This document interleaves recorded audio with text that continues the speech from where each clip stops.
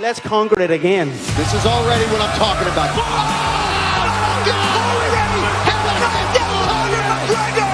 Yeah, I'm happy, man, but I'm not surprised. I'll put in the work.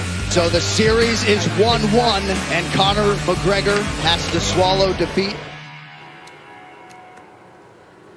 All I gotta say is sweet revenge for our next guest, Dustin Poirier. So good to see you this morning. Thank you for being with us. What a show.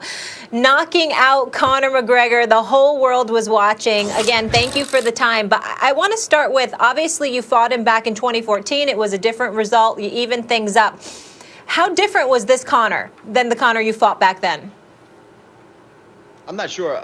I would assume he was, better 6 years removed from the first fight, constantly training and growing and just becoming a better fighter. I would think he's a better fighter. But personally, the aura felt different. I didn't put as much thinking into the lead up of this fight and to the critics as I did the first one. Did the aura feel differently to you, Dustin? Because, and first of all, congratulations, because I didn't pick you to win this fight. So damn it, I was wrong. Let's be clear about that. But coming into this fight, when you talk about the aura, it seemed to be a little bit different.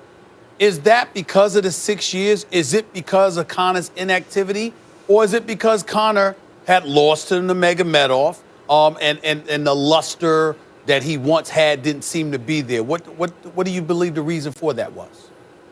I think it has nothing to do with Conor. I believe the reason for me feeling that way is personal. It's myself. I think my outlook on fighting and it's just different. I'm not 6 years ago I was like a deer in the headlight, and now I just know what I got to do.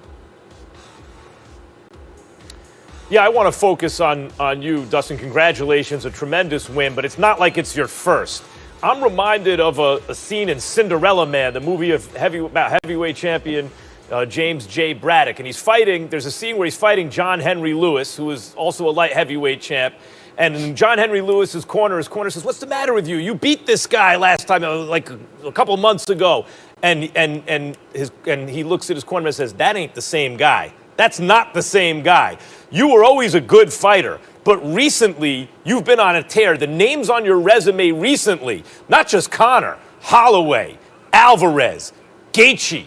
So if this is about you, what's changed? And why? You said your outlook, but why? What changed it?" I'm not sure. Just maturity as a man, maturity in the sport, taking those losses and always coming back and building myself up. Just confidence, constant evolution, always trying to get better and always remaining a student of the game, always learning and just working on things. I just know who I am as a fighter now. I'm not trying to prove it to myself. I know. Dustin, let me ask you this. Conor came out and he said he wants the trilogy soon. He wants the third fight before this summer. What are your thoughts on that? I mean, we'll see what happens. UFC has my number. They want to make this fight happen. We'll get it going. We'll get the negotiations going and figure out a date and everything that comes along with that. But yeah, I mean, we're 1-1. Dustin, he didn't appear disrespectful to you in any way before the fight and definitely after. But he did appear to, attribute the loss primarily to inactivity. Can you speak to what kind of role you believe that may have played in your beating him Saturday night? It's tough to say. I feel like the inactivity, or the ring rust, people call it, is different for everyone. It affects everyone differently. He fought one time last year, as did I. I fought once in 2020. I don't really play into all that stuff. Dustin, looking not to look past McGregor or your next fight, but there's another guy who you fought for the title and you came up short the first time. And if he's still going to be active, I would imagine you'd be interested in fighting again. And that's the baddest man in the division, at least as it stands right now, Nurmagomedov. Are you interested in that rematch, and what would be different the next time around? I would do even more work against the fence. I knew he was a good wrestler. We knew his grappling's incredible. and I knew he was going to be tough against the fence, but it was a whole nother level of IQ and understanding that I felt him having when we were in those grappling positions and up against the fence and he was pressuring me. You know, the guy's understanding of balance and weight distribution and where my feet were, and it was really impressive to be on that side of it and have it done to you. You know, the guy is good. You're right. But yes, I'm definitely interested in whatever I got to do to be the world champ. Dustin, I don't know if anybody's ever asked you guys this question, but I'm going to ask it right now. When I think about Conor McGregor, I think about 2 UFC fights in the last 4 years. And I'm thinking about he lost to Nurmagomedov. Now he's lost to you. As a fighter, as a champion yourself, do you feel he's worthy of a title shot? If you guys were to end up fighting in May or whatever, is he worthy? And when I say Conor McGregor, I'm talking about any fighter in his position. Are they worthy of a shot, considering the fact that they really haven't won a fight outside of Cowboy Cerrone in the last 4 years? It's a great argument.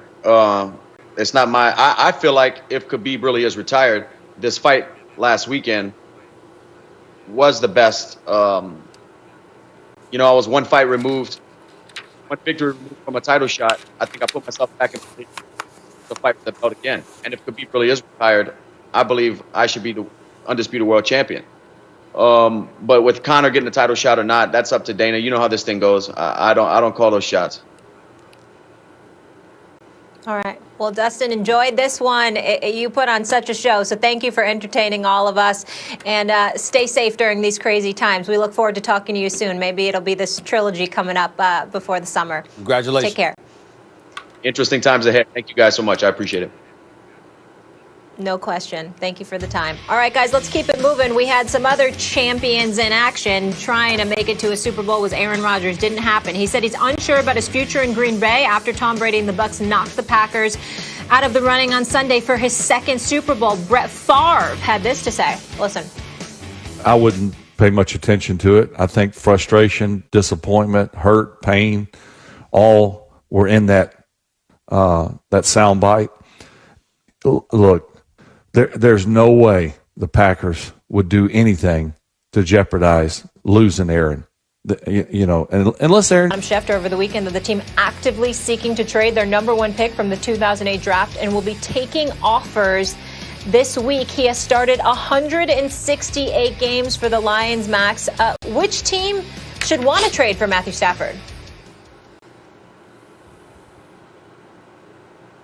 Max. I'm sorry. What's the question, Molly?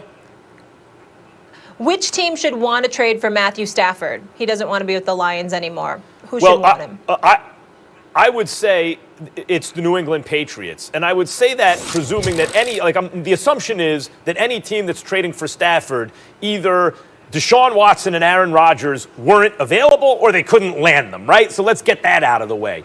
That said, Matthew Stafford is a real. I thought a year ago that they were going to trade for Matthew Stafford, that's who Belichick was going to target. Because Stafford's a guy who hasn't won a whole lot, but has, at least for the first half of his career, we looked at him and said, that guy is like top 5 arm talent. You know, he should be better than he is, and he's had some very good years and portions of good years. So the question is, what would he do? How would he perform in a better situation, right? Could he become a winning quarterback? Bill Belichick just won 7 games with a comeback in Cam Newton in a year where you couldn't practice, where there was a COVID outbreak on the team, where you had people opting out because of COVID and no offense to speak of. If Belichick had a real quarterback, and I think Matthew Stafford is one, what could he do then? And from Stafford's point of view, if a guy gets hung with a kind of he has talent, but he can't become a winner, what better place to go than to a coach who is considered the greatest of all time? It would also be interesting as an experiment the way Brady going to Tampa was. Okay, what can he do here? Yeah, they're loaded, but he's in the Super Bowl. Okay, Matthew Stafford, you haven't been able to win a lot. Okay, Belichick, Brady left you without a quarterback. It seems like a good fit to me. First of all, I won't even spend time getting on you the way that you've been raving in terms of your belief in Cam Newton. All of a sudden, if Belichick had a quarterback, what he would do. I mean, damn. You know what I'm saying? I thought you believed in Cam Newton. That's what you've been saying. That's what you've been saying. So you can get back to that later. Here's my thing. The Chicago Bears have a defense. Sure They can. desperately need a quarterback. The San Francisco 49ers have a defense. They'll need a quarterback.